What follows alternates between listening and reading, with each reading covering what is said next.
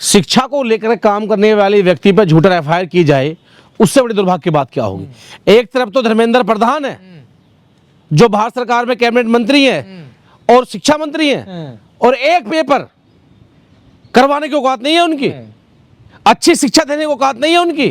अरे एक व्यक्ति गरीब परिवार का, मजदूर का बेटा, किसान का बेटा, अपनी जिम्मेदारी को समझते हुए और उस लॉकडाउन में खड़ा होता है जहां स्कूल बंद कर दिए गए, और आज उसके पास लाखों बच्चे पढ़ते हैं और फीस कितनी लेता है? 90 रुपए, 60 रुपए, 112 रुपए, 112 260 रुपए में वो आईएएस का कोचिंग कराता है, यूपीएससी तैयारी कराता है। इन्हें डूब मरना चाहिए केंद्र सरकार को और बिहार सरकार को। कह रहे फैजल खान है ये। अरे फैजल खान है तो क्या हुआ?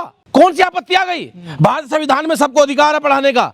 अरे फैजल खान है कोई आतंकवादी तो नहीं है, वो कलम से शिक्षा दे रहा है, वो गरीब बच्चों को पढ़ा रहा है, वो मजदूर के बच्चों को पढ़ा रहा है। मैं कह रहा हूं ये 260 रुपए में, 90 रुपए में जो व्यक्ति यूपीएससी तैयारी करा देता हो तो आपत्ति तो इनको होगी, क्योंकि जितने भी सरकार में लोग बैठे हैं, किसी के दामाद, किसी का बेटा बड़ी बड़ी कोचिंग संस्थान चला रहे हैं, बड़ी बड़ी यूनिवर्सिटी चला रहे हैं, जिनमें आज आप जाइए, मैं किसी का नाम नहीं ले रहा, आप जाइए दिल्ली में, आप जाइए जो है बड़े बड़े जो संस्थाएं हैं शिक्षा की, वो कोचिंग सेंटर हैं, कोई 5 लाख, कोई 8 लाख, कोई 9 लाख, कोई 10 लाख, 1.5 महीने, 1.5 साल के, 18 महीने के, इतने झोले भर भर के पैसे ले रहे हैं, और वो व्यक्ति तो 60 रुपए पढ़ा रहा है, तो दर्द तो होगा।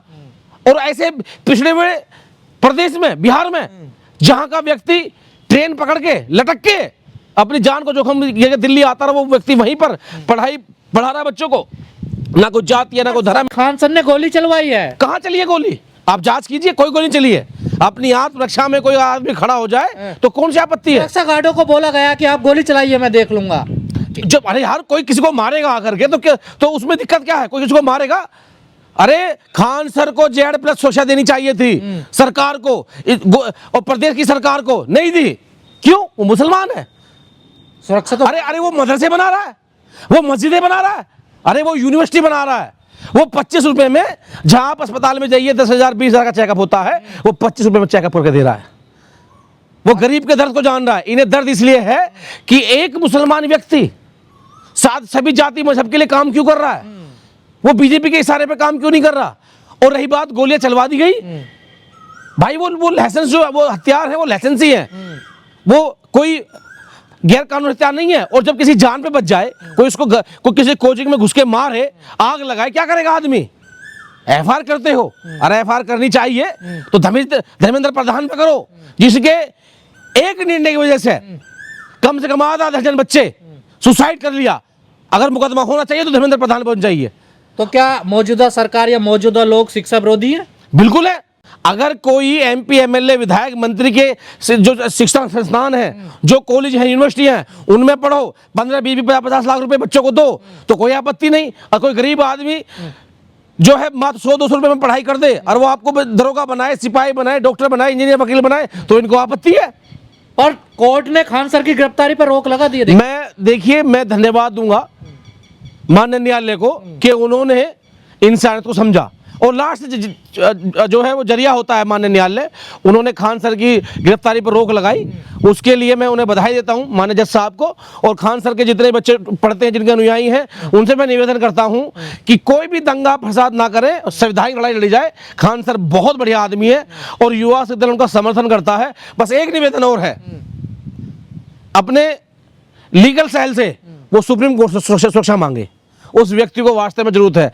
नचनिया को सुरक्षा दी जा रही है बिहार में, नाचने गाने वालों को जो है सुरक्षा दी जा रही है, बस खान सर को नहीं दी गई ना? नहीं दी गई। तो वही तो मैं कह रहा हूं, माननीय सुप्रीम कोर्ट, माननीय हाई कोर्ट, माननीय लोअर कोर्ट से मेरा निवेदन है कि खान सर को Z+ सुरक्षा दी जाए। कह रहे हैं इनका कोचिंग सेंटर बंद करवा दिया जाए।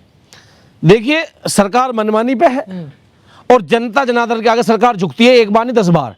आज खान सर अकेले नहीं है, हर वो बच्चा खान सर है जो उनके कोचिंग में पढ़ता है, हर वो बच्चा खान सर है जो नहीं भी पढ़ता है, जिसमें एक आशा है कि मैं कल को कुछ बनूंगा तो मैं खान सर कोचिंग में जाऊंगा। आज एक नहीं करोड़ों खान सर खड़े हैं। अगर खान के साथ कुछ भी हुआ तो ईंट का जवाब पत्थर दिया जाएगा। मुस्लिम का रंग क्यों दिया जा रहा है इस पूरे मामले को? हिंदू मुस्लिम का इसलिए दिया जा रहा है क्योंकि वो खान है, वो मुसलमान है, वो देश में शिक्षा का पैगाम लेकर चल रहे हैं। पर वो तो गुरु हैं, टीचर हैं, शिक्षक हैं। तो इन मूर्खों से पूछो ना कि गुरु की कोई जाति नहीं होती, गुरु का कोई धर्म नहीं होता। जो ज्ञान की बात करे, जो ज्ञान दे, वो गुरु होता है। लेकिन ये जाति को तोड़ने वाले, ये जातिहीन भावने वाले लोग, ये जाति को बढ़ावा देने वाले लोग, ये कहाँ जाने।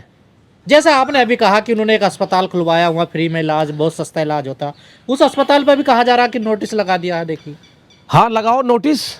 जब सरकार सही स्वास्थ्य शिक्षा न दे पाए और कोई आदमी उभर के आए और वो अपने पाई कमाई हुई पैसों को गरीब जनता के स्वास्थ्य और शिक्षा पे काम लगाए, तो इनको तो आपत्ति होगी।